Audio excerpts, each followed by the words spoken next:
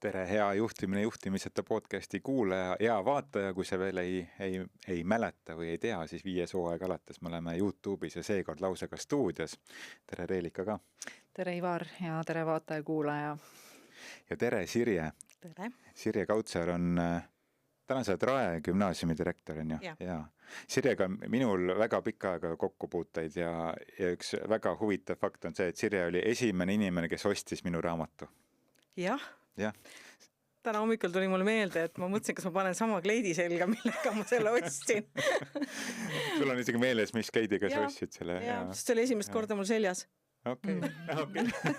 Ja Sirjega ma isegi ei mäleta, mis asi, me saime esimest korda kokku ühel konverentsil, kus toidu järjekorras ja siis, kuna me olime viimased seal ja kõik lauad olid ära võetud, siis me saime kokku istuma. See on minu jaoks alati kõige ebamugavam olukord on konverentside need lõunapausid, kus ma ei tea mitte kedagi, on ju. Ja siis ma olen väga õnnelik, et ma Sirjega sattusin kokku ja selle raames kujunes veel palju asju sellest lõunasöögist, et siis, kui sa Rapla gümnaasiumi tegid, riigigümnaasiumi, siis ma olen nüüd peale sina küll enam juba ei ole seal aastaid, et ma olen käinud ikkagi mitu aastat seal nüüd õpilastele valikainet juhtimise alused andmas, on ju. Ja niimoodi me oleme kuskil konverentsidel, kuskil kohtadel jälle kokku saanud ja kallistanud, nii et kui ma mõtlesin... Ja koolitanud, jah. Nii et, haridusjuhte. Jah, just ma olen, sa oled olnud ja just koolitustel ka mul mitu korda, nii et no ja kogu see haridusvaldkond on ju tulevikujuhid, tulevikuühiskonna kujundajad ja kellega veel sellest rääkida, kui tõelise praktikust haridusuuendajaga, nagu Sirje on. Jah. Tere, ka minu poolt tundub väga valdkond. Hästi fundamentaalne ühiskonna ju teema tegelikult on ju. Jah, kuidas me siis seda uut põlvkonda loome? No, tahaks öelda, et nii nagu me kodus oma lapsi kasvatame ikka eeskujuga. Ja see olukord, mina olen tööl hakanud ikkagi Eesti Vabariigi ajal, on ju. Et ma ei ole nagu nõukogude ajal töötanud, aga ma olen ju näinud seda lapsepõlves. Seda kooli ja seda olukorda, siis see on ikka kardinaalselt teine ja nii lahe on see, et kui ma täna kuskil konverentsil või näiteks Eesti mentorite kojas kohtun ettevõtjatega, siis nad on väga üllatunud, kuidas tänapäeval nagu kool toimib. See maailm on ikka täiesti teistsugune. Aga kas kõik koolid toimuvad niimoodi või? Ei, kindlasti mitte. Et täna ülevaade Eestist on väga kirju. On neid koole, kes on esirinnas ja kes püüavad teha teistmoodi. Ja siis on need koolid, kes on jäänud sinna kuhugi tasemele ja toimetavad oma moodi edasi. Nii et see pilt on väga kirju ja kui täna hakati atesteerima koolijuhte ja siis ma arvan, et selle atesteerimise käigus tuleb nii paljugi põnevat välja. Ja on kindlasti neid koole, kes ei paista lihtsalt välja, et nad teevad midagi teistmoodi. Sest nad arvavad, et kõik teevad nii. Siis nad ei räägi sellest. Loomulik. Jah, et see on see, et mina ju tean ja mina teen, et aga mis siin uut on, aga kellelegi teisele on see uus asi ju. Ma olen erinevaid koole ja kooli juhtkondadega töötanud ja ma ei tea, kas ma kuidagi teen liiga vägivaldse kokkuvõtte sellest, aga et see igapäeva operatiivmelu ja kõik see, mis igapäev nagu toimub, et kipub nagu mõnikord võtma üle selle, et millist tulevikku me kujundame. Sisuliselt kool kujundab ju tulevikku, et täna me oleme väga paljude oma probleemide ees selle tõttu, et meil on 30, 20 või 40 aastat tagasi tulnud koolisüsteemis need inimesed, kes täna on juhid ja töötavad ja nad on saanud selle metoodika kaasa enda ellu, on ju, ja proovi seda nüüd nagu muuta, on ju. Ehk et et see sinu töö mõju on, ütleme, tööturul nähtav 20 või 30 aasta pärast, on ju, ja kui palju selle mõtestamise jaoks üldse nagu selle igapäeva töö kõrval, kus nüüd ka ma saan aru, et lapsevanem on nagu aina suurema jõu ja mõjuga, on ju, ja otsustab, et mismoodi päriselt tuleb nagu õpetada ja olla, on ju, et kui palju selle jaoks üldse koolijuhtudel aega jääb? Ma lisan sinna lastevanemate juurde ka tänapäeval gümnaasiumis ka gümnaasiumi õppija, siis ka temal on juba täna ikkagi teadmine, kuidas ma peaksin teda õpetama või kooli juhtima. Et neid olukordi on ka. Ma olen olnud ju juht nii kohaliku omavalitsuse alluvuses kui ka riigi alluvuses, siis mina väga selgelt tunnetan seda vahet, et kui ma olin kohaliku omavalitsuse alluvuses olevas koolis juht, siis ma olin väga palju ka nii-öelda majandusjuhataja.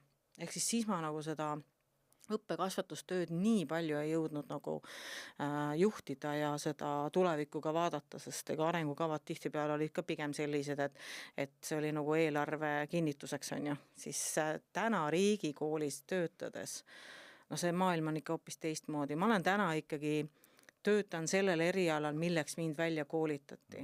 Ehk siis ma olen läbinud Tartu Ülikooli koolijuhtimise kursused, sest tol ajal ei saanudki muud moodi koolijuhiks. Ja täna teen ma seda tööd, mida koolijuhilt eeldatakse. Õppe- ja kasvatustöö juhtimine ja õpiarengu heaks. Nii et see vahe on päris suur. Ehk siis täna ma olen ikkagi õppejuhile parem käsi ja tema on minu parem käsi ja me loome seda kooli koos. Ja täna teadlikult Rae gümnaasiumis me rakendame ka tandemjuhtimist päriselt. Ehk siis me oleme üsna võrdsetel tasemetel, nii et me loome seda õppekava koos, me loome ja arengukava on pigem õppijast lähtuv ja see tulevikku vaatav. Ja tulevikku vaatav täna on ikka täiesti teine maailm. See tähendab seda, et meie õppekava on selline, kus 2/3 on küll riigi poolt määratud ained, mida õpilane peab läbima või kursused, siis 1/3 paneb õpilane ikkagi ise kokku. Ja see on koht, mida täna noore juures peab väga toetama, sest ta tuleb sinna kooli ja ta ei oska tegelikult oma õppekava ju kokku panna, aga ta peab need valikud ise tegema. Ehk siis meie ülesanne on õpetada ka valikuid tegema, et mille alusel, mis sind päriselt huvitab, kas sa lähed sõpradega ühte teed ja siis saad aru, et ups, me olemegi päris erinevad. Või siis kuulad ema isa sõna ja teed seda, mida tema ütleb, saad teada, et aga see ei ole ju minu maailm. Siis see paindlikkus, mis täna Rae gümnaasiumis on, see on päris vastutusrikas ühele noorele. Ja sellepärast me oleme loonud sinna juurde mentorsüsteemi. Et sa istud oma mentoriga maha ja kui sa seda ei tee, siis sa kolistad oma ämbrid ise ja saad proovida ühte, teist ja kolmandat. Ja me oleme ka seda öelnud, et ega kui sa validki mingi vale valikaine või siis sa saadki teada, võib-olla see hoopis meeldib sulle, et tegelikult sa ei teadnudki, et sulle see sobib. Või teine asi on see, et ma olen arvanud kogu aeg, et ma olen seda tüüpi inimene, mind huvitab see valdkond ja siis sa saad aru, et issand jumal, aga see ei olegi minu valdkond. Ka see on nagu oluline gümnaasiumis neid ämbrid ära kolistada, kui minna päris maailma ja seal kolistada kogu aeg. Kuidagi see huvitav küsimus, et mis need ajendid siis on nende valikuteks, et üks peamised, mille põhjal seda tehakse? Kui põhikoolist tullakse gümnaasiumis sinna esimesele tasemele, see G1 tase, mis on siis nagu keeleliselt meile tuntud pigem nagu 10. klass, siis nad teevad ikka väga palju valikuid sellega, et kellega koos minna sinna tundi. Aga on neid, kellel läheb hästi, aga on ka neid, kes saavad aru, et tegelikult ei ole see minu ja see ei sobi mulle. Et see on tore. Jah. Kui hakkab tekkima see teadlikkus, et ma ei lähe kaasa enam nagu vooluga sõpradega, vaid sellega, mis tõsiselt mind ennast nagu kõnetab. Ja võib-olla see ka, et kui sa sinna uude kooli lähed, siis need hirmud on ikka täiesti arusaadavad. Et ma tahan olla selle inimese kõrval, igal pool temaga koos, aga mida tihtipeale ei tajuta, et on väga palju noori, kes tulevad sealt põhikoolist ja sellest seltskonnast välja ja gümnaasiumisse tuleb kokku piirkonnast, erinevatest piirkondadest noored ja siis ta avastab, et appi kui ägedad teised noored on ja ta sõpruskond täiesti muutub. Et see on ka väga hea. Ja siis sa valid nende järgi või. Aga on ka väga kindlaid neid, kes teavad, et ma olen tahtnud kogu aeg selle valdkonnaga tegeleda, ma olen sinna panustanud, mu hobid on seotud sellega, siis ta valibki selle valdkonna teemad, mida ta valib. Ma tuleks ikkagi selle tuleviku juurde kuidagi tagasi. Et mulle meeldib mõelda, et juhi ülesanne organisatsioonis on ka olla justkui nagu tulevikus juba ja nagu ajast ees ja see tõttu ka natukene saada võib-olla sellist vastulöök meeskonna seest, sest et sa oled kuskil, kus veel ei ole ju inimesed seal, on, et sa oled nagu ajast eest. Aga kui võib-olla võtame klassikalise äriorganisatsiooni, siis võib-olla on mõni aasta ajast ees, võib-olla 10 aastat. Aga haridussüsteemis juhtides sa pead ajast ees olema 30 aastat või 40 aastat kuidas sa seda teed, kuidas sa sellest aru saad, kuhu sa seda, kuidas see sõna oli, kasvatuskeskkonda pead nagu suunama, on ju? Nii kui sa ütlesid selle sõna, et tulevik, siis mul käis jõnk seest läbi ja mõtlesin, et appi, ma ju ei tea. Keegi ei tea ja ju. Keegi ei tea ja see ennustamine on kõige tänamatum töö, mille eest pärast saad vastu näppe ja mööda kukalt. Ma ei tea, kuidas ma tean, On need nagu selline nagu voorusliku inimlike nagu vooruste arendamine võib-olla, sest see on mina nagu olen seda tüüpi juht raudselt, ehk siis minu põhimõte on kogu aeg olnud see, et kui ma võin ju õppida fakte pähe, ma võin ju olla, ma ei tea, ajaloos terve, ma ei tea, ülikooli kava kõik ette lugeda eksamil, aga kui mul puudub suhtlemisoskus, käitumised, nii-öelda see lastetuba, siis kuhu ma jõuan? Ega eriti kaugele ei jõua.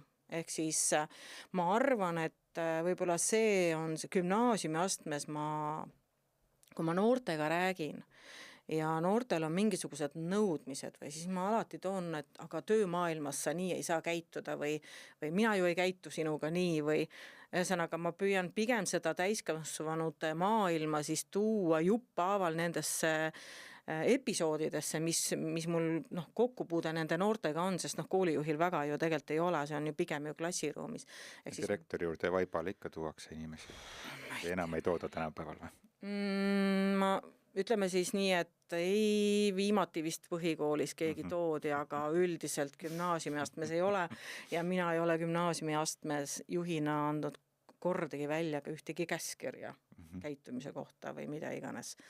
Ehk siis selline suhtlemisoskus on see, mida ma tulevikku vaadates siis püüan nendes noortes arendada ja mitte ainult noortes, vaid ka õpetajates. Sest õpetajatel on ka keeruline olla, kui sul on 36 klassiruumis, eks sa tead ise, kui sa lähed sinna ette, siis keda sa juhid ja kui sul käib neid päevas läbi 5 korda 36, siis mitusada inimest su klassist läbi käib, kellega sa pead tegelema ja käituma ja emotsioone hoidma, ehk siis see eeskuju selle koha pealt on nagu ülioluline, et sa oled aus, siiras, kuulad hästi, kuulad ka noort, saad aru, need on need oskused, mida tulevikku vaadates meil kõigil läheb vaja. Kuidas ma seda teen, kuidas ma seda näiteks täna nii Raplas alustasin, kui ka Raes jätkan, on see sama mentorluse teema, et meil ei ole klassijuhatajate süsteemi ja see on seotud selle võib-olla ka minu isikliku teemaga, et ma ei tundnud, et mul oleks olnud klassijuhatajaga nii hea side ja teine asi on see, et selline kollektiivne otsustamine. Minul on oma vajadused, mida ma tahaks selle inimesega hoopis rääkida klassijuhataja tunnis, kui see teema, mis on nagu ainekavasse kirja pandud, et mida klassijuhataja töökava on ju. Et see individuaalne mentorlus on hästi mahukas õpetajale, aga ma jätkuvalt jätkan seda ja jätkuvalt õpetajad saavad aru, et sellest on tegelikult kõige rohkem kasu ja see kasu on ka selles, et nii nagu mina kohtlen õpetajad, ma olen ise mentor oma õpetajatele, et see kandub ka sinna vestlusesse õpetaja ja õpilase vahel ja see ei ole ainult see, et mul on, ma ei tea, 18 menteed, kellega ma individuaalselt suhtlen ja uurin, kuidas neil läheb ja toetan neid, vaid see käitumisviis kandub üle klassitundi tegelikult ju. Ehk siis see kuulamine, märkamine, seoste loomine, küsimuste küsimine, et tänases õpetamises on seda väga vaja, sest me ei ole ju enam õpetajad, kes tavaline pilt, mida õpetajatele näidatakse, et valad ämbriga tarkust pähe on ju sellele noorele, et sa täna ikkagi teed, sa juhendad õppimist, sa ei õpeta konkreetselt. Ja mentorlus ei õpeta. See on see tuleviku inimese või kodaniku või ema või isa või sõbra kasvatamine. selle jaoks. Eks siis seal on jälle omakorda küsimus, et millise väärtusruumi pealt ma seda kõike teen ja nii edasi, on ju. Aga see, et vahet ei ole, et ma ei peagi ennustama, mis tulevikus saab, aga kui ma loon ka seda nii ka äriettevõtte juhina, et vahet ei ole, mis tulevikus saab, me ei tea kunagi, mis järgmise sammuna on ju, me ei suudnud keegi ette ennustada AI tulekut, on ju, mingisugused sõdasid, koroonasid ja kõike muud, on ju. Ehk et mingisugune suurem jõud alati tuleb meie poole, mis iganes meie planeerime, aga see, mida me saame teha, me saame sellist inimlike vooruste, suhtlemisoskuste, selliste sügavate inimlike väärtuste nagu edasiõpetamist ja väljatoomist. Me ei pea isegi õpetama seda lihtsalt inimeses välja tuua, sest kõigis on see olemas, on ju, ta lihtsalt ühel hetkel läheb lukku mingil ühel või teisel põhjusel, et me saame seda teha. Sa tõid väga hea sõna, muutuste teema on, muutuste juhtimine on üks asi, mis tuleb peale. AI on tegelikult üks muutus, mis justkui nagu õpetaja jaoks hakkab segama tema tööd, on ju. Ja siis meil oli alles üleeile oli sellel teemal selline kokkusaamine ja siis ma ütlesin, et kui mina alustasin 94. aastal õpetajana tööd, siis ma läksin sinna organisatsiooni, kus ma olin kõige noorem õpetaja tol hetkel ja kuidas kõik see vanem generatsioon, täna siis minuealised on ju, kihisesid ja kidisesid, kuidas arvuti tuleb ja võtab nende töö ära. Ja siis ma rääkisin seda lugu ja kus me siis täna oleme? Arvutiga töötan, on ju. Me kõik töötame nüüd arvutiga.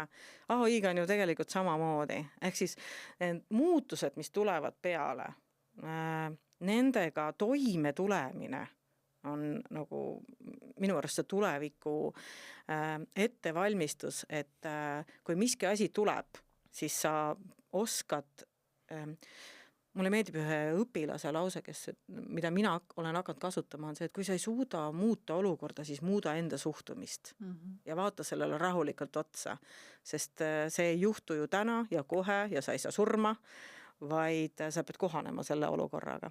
Ja AI-ga on täpselt samasugune teema õpetajate maailmas.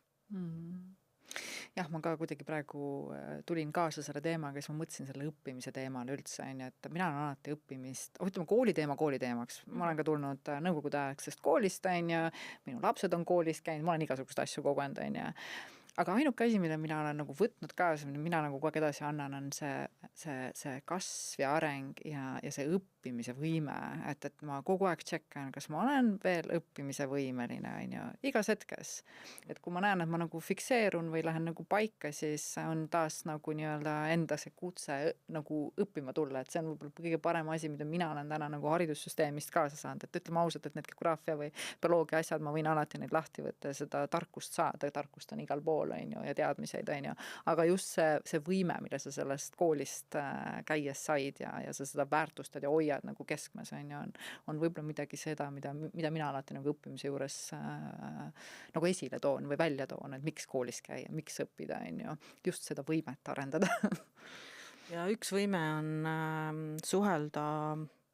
suhelda erinevas vanuses inimestega. Näiteks mina olen alati pidanud tähtsaks seda, et mul on meeskond, kus on erinevate generatsioonide esindajad. Et on noored ja on vanemad pedagoogid, ehk siis, sest nende kaudu me õpime suhtlema erinevate inimestega. Ja kui gümnaasiumisse noor tuleb sealt põhikoolist, siis kõige suurem teema, millega me tegeleme kindlasti jõuludeni, on see, et ta ei julge küsida. Ta sosistab või ta saadab ema küsima või saadab sõpruskonna või siis tuleb kabinetti seltskond noori, ma ei tea, 3, 4, 5 kesi ja siis kellel on probleem, ühel on probleem, ehk siis turvameeskond käib kogu kaasas.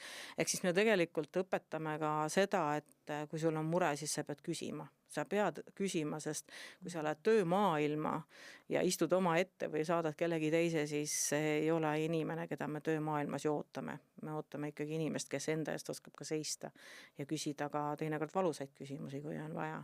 See on üks kõige suurem puudus, mul oli endal keskkoolist tulevad noored.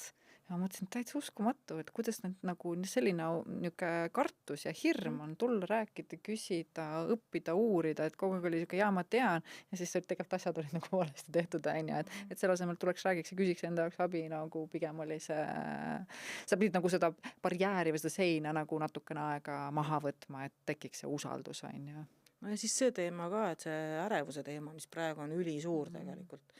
et kuidas ärevust maha võtta, et üks võimalus on see, et sa toodad endale ärevust juurde, et ma ei julge küsida ja siis sa genereerid endale peas kõike kokku, mida, ma ei tea, direktor võib öelda või teha või mida iganes. Ja siis, kui sa temaga räägid, siis saad aru, et issand jumal, ta on ka inimene. Ehk siis et ärevuse ärahoidmiseks on ka julgustame küsida ükskõik kellelt kas või see, et sa küsid valelt inimeselt ei ole vale, vaid küll me siis suuname sind järgmise inimese juurde, kes aitab sind sellel teemal, sest ma ei pruugi ka kõiki vastuseid teada. Mul kuidagi enda südame teema, ma mäletan, mul poeg käis vist 9. klassis oli ka õppealajuhataja või klassijuhatajaga see vestlus ja klassijuhatajaga, et kui sa selliselt nagu nii-öelda asjadesse suhtud, siis sul kunagi tööl läheb väga raskeks ja kõik nii edasi, see selline monoloogi pidamine ja mu poeg lihtsalt vaatas otsa, ütles, et aga miks te arvate, et ma üldse tööle kunagi minna tahan. Ja siit tegib minu küsimus, et kas kool veel on siin seda vaatenurka nagu juba ka muutmas, et me ei valimista töötajaskonda siin nagu ette või mis see selline nagu sisu on, sest mina täna ettevõttes töötades ma alati toon inimesi nagu ettevõtlusesse, ettevõtja vaatesse, et välja, et sa oled juht, sa oled ettevõte, vahet pole, kas sa oled kuskil töölepinguga tööl või mida iganes, aga sellisest nagu töölisklassist nagu välja toomise nagu... Kuskil keegi kirjutas, et me oleme pikka aega tootnud nagu vorstivabriku töötajaid, on ju. Ma ei mäleta, kes see oli, keegi taha enam töötada. Just, et selline nagu, selline koolisüsteem, et vanas kontekstis sai nagu algus selleks, kui oli nagu tootmistöölisi vaja hakata tootma, on ju, ja mingil kujul on see tänaseni nagu jätkunud, on ju, välja arvatud küll vist sinu koolides. Aga siis ongi see teema, et sellepärast tulebki neid isiksuse omadusi kaasa aidata ja välja tuua, et sa ei pea, et me ei tooda neid vabrikutöölisi või mida iganes, mitte et vabrikutöö halb on, sest mõnele sobibki see palju rohkem, sest see on tema unistus ja jumala eest, see on kõik väga okei. Mul läks hetkel vist mõte kaduma. Ja võib-olla oli pigem küsimus sellest, et kuidas see vaade täna koolisüsteemis ja võib-olla siis kasvatussüsteemis on, et kasvatada ühiskonna liikmeid, kes kuuletuksid ja teeksid siis ja jätkaksid nagu nii-öelda seda, mis ühiskonnal on vaja. Just, või ikkagi seda indiviidi soove vaata. Siis Rae gümnaasium on väga keeruline kool selle jaoks, et luua neid nupukesi sinna käsku täitma, sellepärast, et meil on väga palju seda, mida sa ise tahad või aga miks sa selle siis valisid, kui sa seal kohal ei käi. Ühesõnaga seda enesejuhtimist ja vastutuse võtmist õppija poolt on meil ikka päris palju. Nii et ma olen saanud ka täiesti niimoodi otse õppijalt, et aga minu ülesanne on öelda, mida ta teeb, et ei ole, on ju. Et sina võtad selle vastutuse ja ma olen saanud lastevanematelt riielda, et te panete nii noored vastutama, aga tegelikult me paneme nad ju vastutama toel. Ehk siis me ju räägime nendega, et kui sa teed seda või mida sa tahad või mis su tugevused on või see tähendab seda, et Rae gümnaasiumist ei tohiks tulla neid nupukesi. Aga teisest küljest ma pean ütlema, et ma raputan endale siis tuhka ka pähe, sellepärast et täna me oleme loonud kooli selle mõttega, et insenere on nii palju puudu ja noored kardavad selliseid ütleme siis nagu reaalainete kaldu õppeaineid või üldse seda töövaldkonda. Ehk siis kõik peab olema nagu sulg ja pehme ja padi, aga tegelikult see maailm ei ole ju selline. Ja siis selle kooli me lõime ikkagi eesmärgiga, et kui sellest koolist kasvab välja 2 inseneri, naisinseneri. Mehi tuleb alati rohkem, neid tuleb. Aga siis on minu töö eesmärk täidetud. Ehk siis me natuke suuname siiski ka seda töömaailma vaatama. Ja inseneeria tegelikult valdkond on ju nii mitmekesine, see ei ole ju, et me kujutame ette inseneri, kes istub tunkedega kuskil seal, ma ei tea, pingi taga ja loob midagi või ma isegi ei tea, milline see pilt võiks inimestel nagu ette kujutada, kui ma ütlen, et ma olen insener. Siis tegelikult see on ju nii meeletult loov ja sellel on nii palju valdkondi, et ma toon lihtsalt noortele näite, et kui sa köögis süüa teed, siis sa oled juba ka peaaegu insener. Ehk siis see ei ole nii karm maailm, mida peaks nagu peas mõtlema, et jumala eest mina seda kindlasti tegema ei hakka, sest see on nii keeruline. Sellel on nii palju erinevaid tasemeid, et meie Rae gümnaasiumi eesmärk täna on anda kõikidele, kes meile õppima tulevad, nuusutada inseneeria valdkonda ja mitte selles osas, et meil on õppekavas kimbud inseneeria puust lähtuvalt. Et need on mingid süvateemad ja me ei õpeta inseneri välja, aga me tahame, et nad saaksid sissejuhatusse sellesse, mis ülikoolist tuleb.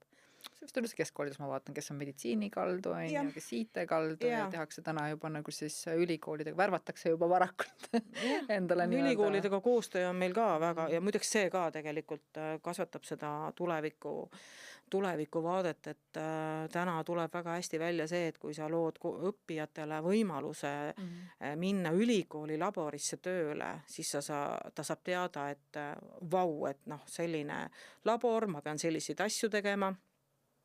Või siis teine asi, näiteks paar päeva tagasi saime teada, et kas te teate, meil andis ülikool tagasisidet, et kas te teate, et mul on 10 puudujad sellepärast, et õpilane ei täida oma seda kohustust minna kohale ja kasutada seda võimalust, mis talle pakutakse.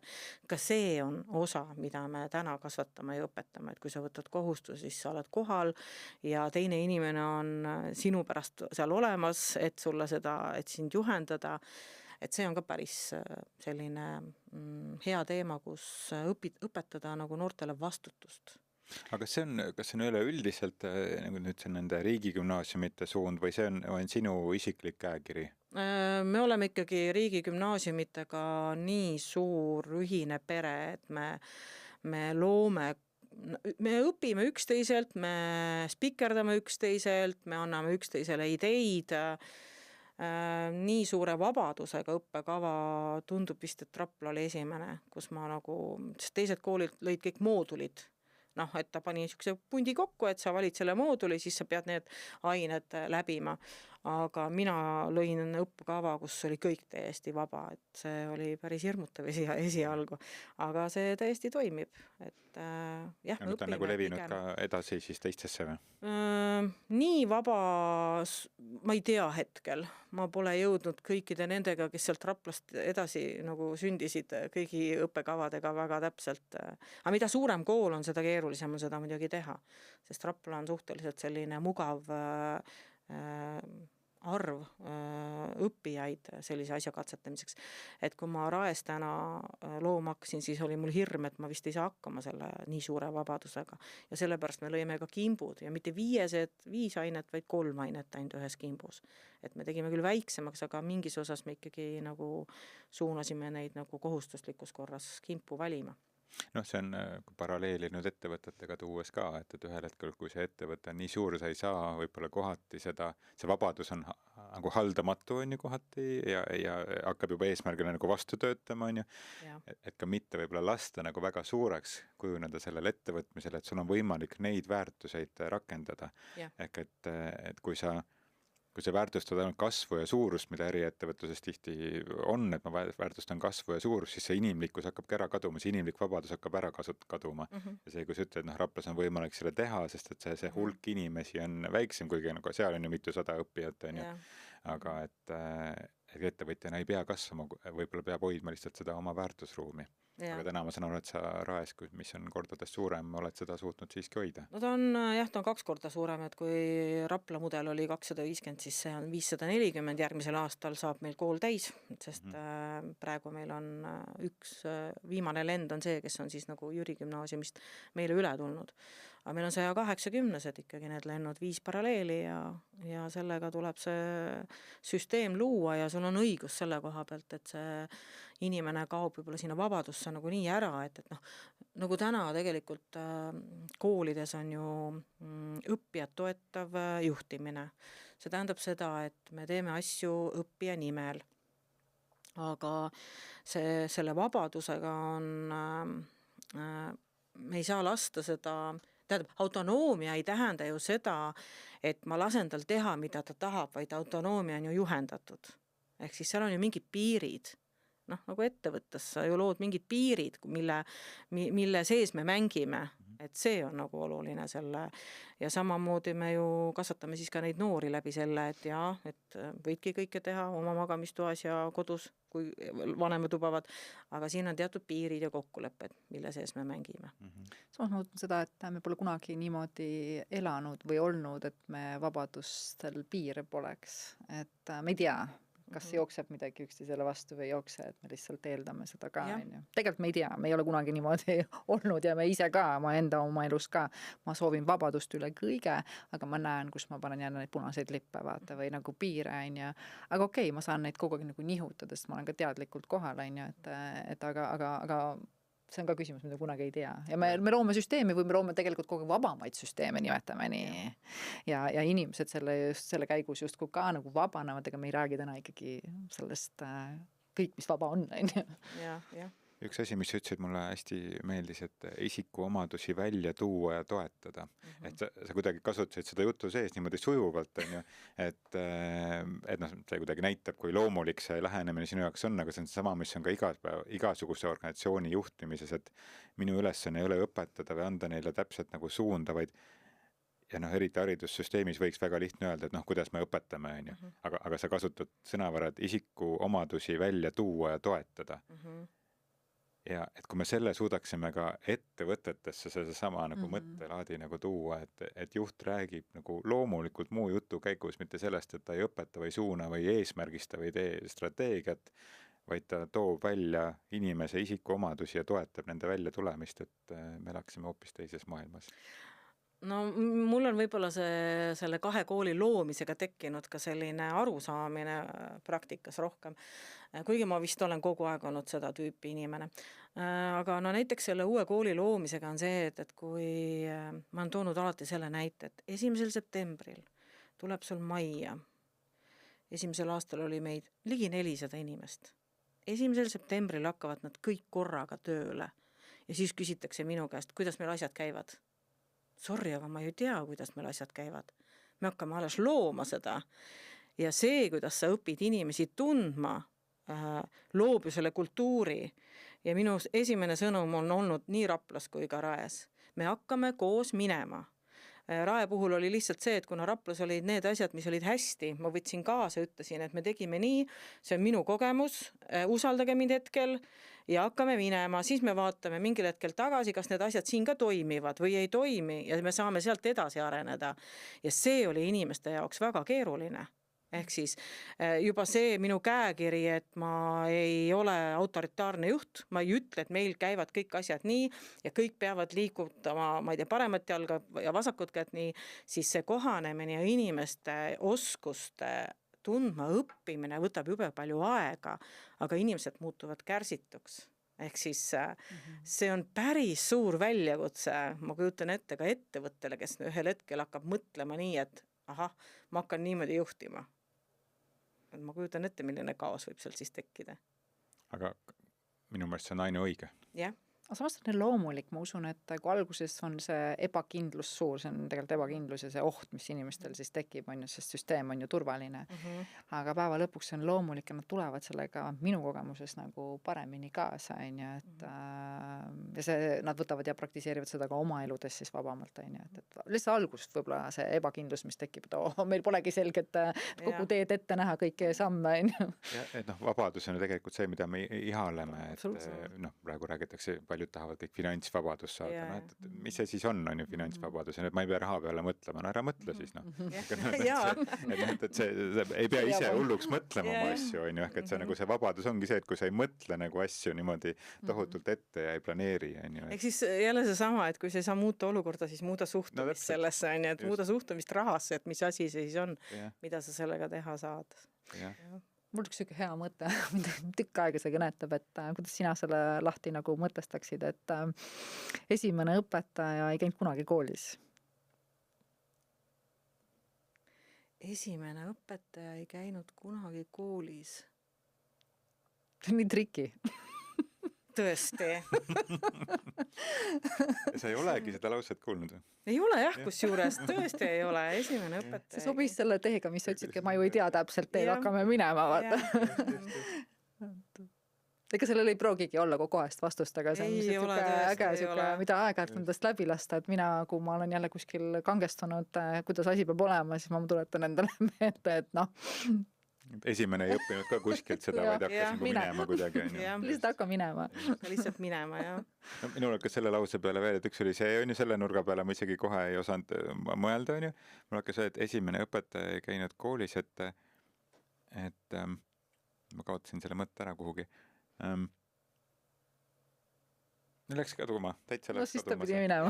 Mul oli vahepeal see mõte, et mulle väga meeldib praegu see, mida rohkem ma selle Eesti Mentorite Kojas satun kokku eraettevõtjatega siis, või noh, ettevõtete juhtidega, siis mulle meeldib see, et me liigume sinna poole, et kui mul juhtub töötajaga olukord, kus me ei sobi koos tööle, siis see ei ole lahti laskmine, vaid see on lahkuminek. See on nii oluline.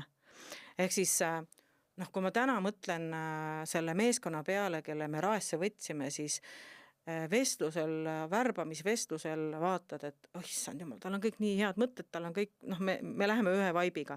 Ja siis, kui me tööle hakkame, siis me saame aru, et opi, ta käitub nii, noh, ühesõnaga need käitumuslikud pooled. Või teine asi, see rahulolematus kogu aeg töötaja poolt, siis julgus öelda, et aga me ei peagi tegelikult ju koos töötama. Et see, et mul ei ole sellist tunne, et ma pean su lahti laskma, vaid ma räägin sinuga, et mis on see, mis sind siin organisatsioonis häirib, see ei ole sinu organisatsioon, see ei ole see juhtimisstiil, mis sind toetab, siis sa ei saa lihtsalt siin töötada. Et see ei ole selline, ma ei tea, ülespuumine või häbimärgistamine või et ma õnneks näen üha enam seda, et lahku minnakse nagu vestluse tasemel. Et see on jumal okei, et inimesed liiguvad. Siia lahti laskmise ja selle juurde toon ühe sellise võib-olla külje veel. Ma ka kaua võitlesin, sest noh, ikkagi kui sa juhina töötad, siis selliseid töölepingu lõpetamisi mina lasin öelda ja lahkuminekuid või lahti laskmisi oli ju tavaliselt. Ja siis ma sain aru, et tegelikult meil vaimsuspraktikas, kui mina nagu nii-öelda loon oma kogemusi, ma lasen väga sageli lahti kas mingisugusest rahulolematusest, mingisugusest pettumusest, millestki ma lasen lahti, et see tegelikult ka ei ole üleüldse nii hullu tähendusega, kui ma vanasti enda peas seda nagu mõtlesin, et see ei lase ju inimestest lahti. Et mina ei vaata kunagi nagu inimest, ma võtan selle olukorra ja vaatan siis mingist dünaamikast, mida ma tavapäraselt siis lahti lasen ja edasi liigun, on ju, et sellepärast, et täna on see pudelikael seal edasi, et ma saaksin võib-olla vabamalt ja avaramalt nagu nii-öelda siis toimetada, on ju. Et kuidagi ma olen enda jaoks selle lahti laskmisele jälle sellise uue külje nagu võtnud, et see on tore asi lahti lasta, on ju, asjadest. Jah, positiivses mõttes nagu lasen sellest. See on jälle see, et kuidas sa vaatad, on ju. Ei hoia kinni enam. Ja nagu ei piinle Ja nagu suru, selles olukorras ja ei käi tööl hambad ristis ja nii edasi. Ja jõppi hambad ristis, on ju. Jah, täpselt. Juhtimises on selline asi nagu ajutine või interim juhtimine aktiivselt laual ja kas ajutine või interim õpetaja võiks ka olla, et noh, näiteks ma toon lihtsalt oma konkreetse näite, jah, ma käin Raplas andmas neid juhtimise aluseid, on ju nädal aega, olen koha peal, see on üks formaat, aga ma olen õppinud matemaatikaõpetajaks ja ma tean, et matemaatikaõpetajaid on kogu aeg hästi palju vaja, on ju. Aga ma ei taha, noh, käia esmaspäevast reedeni iga päev koolis, mulle meeldib teha erinevaid asju ja ma hea meelega annaks matemaatikat ka. Aga mulle tundub, et kohati on selles võib-olla see on väljaspoolt vaadates nagu see piirang, et okei, sa ei tohi tulla, kui sa ei võta nüüd nagu täielikult nagu mingisugust seda õpetaja ametit endale ette, sest seal on ikkagi, sa pead ikkagi mingid õppekavad ja asjad kõik nagu endale selgeks tegema, on ju. Sa ei saa niimoodi episoodiliselt käia matemaatikat õpetama, on ju, ma ei tea, võtad ühe klassi, on ju, ja siis lähed temaga, on ju, aga et sa pead ikkagi teadma kogu sellesse süsteemi just ka nagu sisse ennast nagu saama. Võtma vastutuse siis õpilaste õppimise eest. Aga samal ajal see võiks nagu lahendada mingisuguseid nagu muresid selliste tehniliste erialade puhulgi. No näiteks ma isegi hea meelega tuleks matemaatikaõpetajaks, aga ma ei taha nagu nüüd täielikult sellesse käte ja jalgadega nagu sisse sukeldada. Et kuidas see interim õpetamine nagu mitte valikainete raames, vaid nagu siis nagu tavaõppeainete raames võiks olla või kas selles on üldse tulevikku? Mul ei ole see käima läinud. Ma olen kogu aeg seda mõelnud. Ma olen pakkunud oma õpetajatele, et noh, näiteks on 2 matemaatikaõpetajat. matemaatikas on väga erinevad teemad, üks kursus on üks teema. Kokku on gümnaasiumis 14 teemat, mida nad õpivad. Ja ma olen kogu aeg mõelnud, miks õpetajad ei või, õppijate jaoks oleks väga hea see, et ta õpib erinevaid inimesi tundma, erinevaid juhendamisviise. Eriti matemaatikas. Miks ei võiks olla nii, et sina annad esimese kursuse ja sina tuled annad teise kursuse ja siis vahetame. Aga õpetajad on väga kinni selles, et see on minu klass, ma lähen sellega otsast lõpuni. Minu klass. Minu oma. Minu omad. Ja. Ja seda on väga raske. Ma olen isegi seda pakkunud, et tehke teooria osa nagu koos ära. Auditooriumis 3 pareeli ja räägite selle teooria osa ära ja siis lähete praktikumi igaüks oma grupiga tegema. Ma ei räägi neid ära. Sest et matemaatikas just eriti, matemaatika ju ei ole mitte need valemid ja need asjad on need 14 teemad seal, vaid see on see, kuidas ma seda loogikat, analüütilist, kõike seda nagu elus nagu rakendada saan ja seda sama kõike saaks nii-öelda valikaine kontekstis nagu sisse tuua, et kuidas see nagu päris elus rakendub, on ju. Ma ei teadnud, et sa matemaatika oled, aga tule siis proovi järgmine õppeaasta, hakkame ette valmistama. Proovime, igasugused asjad proovin, et sinuga koos juba on, et see on midagi, et me kuidagi, kui peame neid koolis õpetatavaid nagu aineid mingiks nagu eraldi nagu asjaga, mulle ei meeldi matemaatika, mulle ei meeldi bioloogia, mulle ei meeldi see asi, aga et elus on need nagu tervikuna nagu koos ja see võib-olla aitaks nagu tuua nagu igapäevahariduses töötajate poolt nagu ka teisi nagu vaateid, kes on ju õppinud. Tallinna Ülikoolis neid matemaatikaõpetajaid lõpetab ju kogu aeg palju on ju, aga palju nendest päriselt kooli jõuab meie kursusest 40 vist 4 on vist või? 4 on koolis õpetajad. Ma võib-olla tooks siia ettevõtlusest näite, kus kohas ma olin ühes ettevõttes ja ka räägib minu klient ja õudne sõda käis klientide pärast ja iga ühel oma kliendid. Siis mõtlesin, et nagu mitte ükski pole sinu isiklik klient, see on ettevõtte kliendid, teie osutate nagu nii-öelda teenust, on ju. See võttis nõks aega, et seda teadlikkust nagu tõsta, aga ühel hetkel tekkis see sama koht, mis sa ka ütlesid, et ei ole nagu minu omad, et need ongi, ma ei tea, lapsed on nagu ei kuulu sulle ja me püüame nendele parimat nagu leida, et see mõtteviis muutus, et seda tuli nagu lihtsalt järjepidevalt nagu nii-öelda rääkida, neid kohti märgata, kui nad seda ütlevad ja siis seda lihtsalt uut perspektiivi sinna avada, et see muutus kindlamaks. Ma saan sellest kiusatusest aru, et kui ma seal nädal aega Raplas olen niimoodi käinud, siis need reedeks on juba tõesti minu omad. On ju? Ja see, kuidas nad tulevad reedel ja kuidas see tänu, mis sa nagu saad nende käest. Minu kasvatusruumis on nagu see, et kõik on sulle nagu laenuks antud. Hooli ja hoia neid asju, mis sulle on antud. Kui nad on sinu käes. Ja just, et ma ei omista ja kui ma kuskil hakkan omistama, siis see on see koht, kus ma ütlen, kutsun ennast tagasi, et aitäh, et mul see on, et ma saan seda täna nautida, aga see on ka teadlikkus, mida ise oled teinud ja võib-olla ka maast madalast kaasa antud. Ja sellest mõttest ajendatuna tegelikult on selle minu õppekava see osakaal kujunenudki. Ehk siis kui ütleme niimoodi, et Vanakooli gümnaasiumis on selline, kus valikained pakuvad need samad aineõpetajad, mõtlevad välja siis, et mingisuguse, kas või ettevõtlust on ju. Aga minu eesmärk oli see, et ettevõtlusest räägib inimene, kes sellega päriselt igapäevaselt töötab. Ja võt see kolmandik neid valikaineid kujunevadki nendest inimestest. Et on põhiained, mida annavad siis need aineõpetajad, kellega mul on tööleping, aga ülejäänud tulevadki, annavad nädala, 3 kuud, 6 kuud ja ta annab ainult seda, mida ta päriselt oma elus teeb. Ja võt see on väärtus, mida ma olen pidanud oluliseks noortele tuua nende ette, need inimesed, kes töötavad selles valdkonnas. See on good point. Keegi ütles ka, et laps oli niudselt tahtnud advokaadiks saada ja siis tal oli ka kuidagi võimalik viia siis kokku ja näidata, mis advokaadipäev tegelikult on. No, see ei ole minu jaoks. Et see staatuselt ameti või elukutse valik ja sinnapool pürgimine on ka üks koht, et seal nähakse palju raha või mingisugust staatuse kohta. No 400 vestlust, kohe varsti hakkab pihta meil see sisseastumine. 400 vestlust, pakkuge, kui suur osakaal tahavad saada juristiks või siis advokaadiks või siis arstiks. Ikka prestiižsed ametikohad või elukutsed, on ju. Või IT-d minna õppima, on ju. Samas see inseneer võib olla palju huvitavama, palju nagu nii-öelda... Palju tulu toovama. Aga jurist, advokaat ja arst. Väga tavalised vastused. Vana kooli nii-öelda siis ametid. Jah. Ehk siis see prestiiži või staatuse küsimus on päris suur. See on niisugune hea asi, mida teadvustada on ju noortelega, et millelt sa selle valiku teed.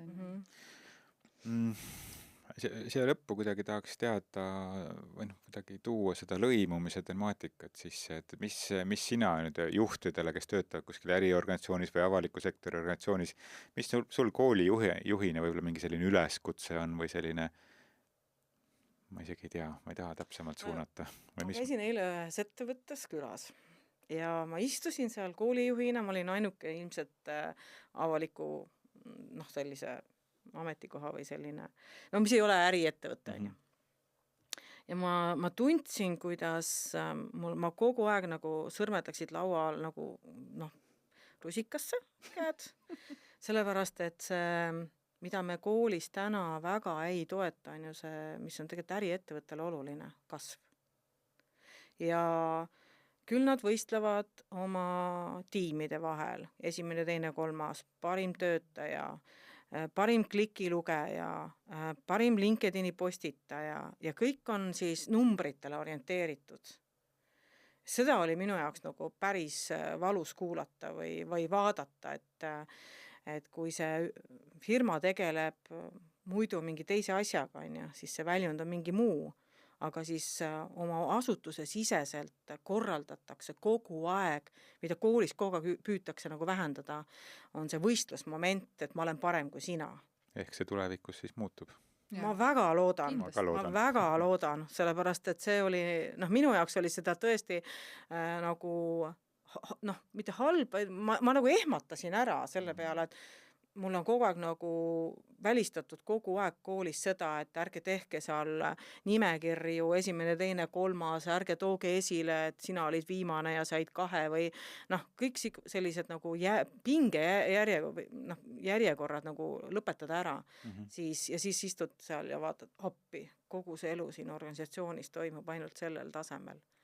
See on üks asi, mille pärast mina oma kooliajast tunnen piinlikkust, sest et mina olin klassijuhataja palvel see, kes tekitas neid pingeridasid. Arvutasin iga veerandi lõpus keskmiseid hindeid ja siis läksin klassi ette ja ma mäletan siiamaani nende poiste silmi, kus ma hakkasin altpoolt lugema, kes oli kõige viimane oma keskmisega, on ju. Ja kuidas nad seal taga, neil ei olnud nagu hea tunne, on ju. Ja ma arvan, et võib-olla see on üks põhjus, miks ma ka olen nagu allergiline reaktsioon tekib alati pingeridade ja võistluste peale, on ju, minu üks hea tuttav Krista Lensin on ühes intervjuus ütles just, et ei pea olema konkurents edasiviiv jõud. Mõnikord see on igavus edasiviiv jõud. Ja see on just nii ilus, et me ei pea konkureerima, et me loome seda uut keskkonda, kus me päriselt saame koos midagi teha. Ja siis tuleb vastuvõtuperiood ja ma pean avalikustama pingeread ja ma olen põhjendanud seda sellega, et kui sul on konkurents nagu nii suur, siis mingi objektiivne alus peab olema, mille alusel. Ja mis on hästi huvitav on see, et siis vanemad helistavad ja nutavad tema 4-5-line ei saa sisse ja nii edasi. Siis mõtlen, kas sa tead, kui tubli laps sul on tegelikult sellepärast, et ta konkureeris 4-5-listega. Ehk siis, see on täiesti teine asi.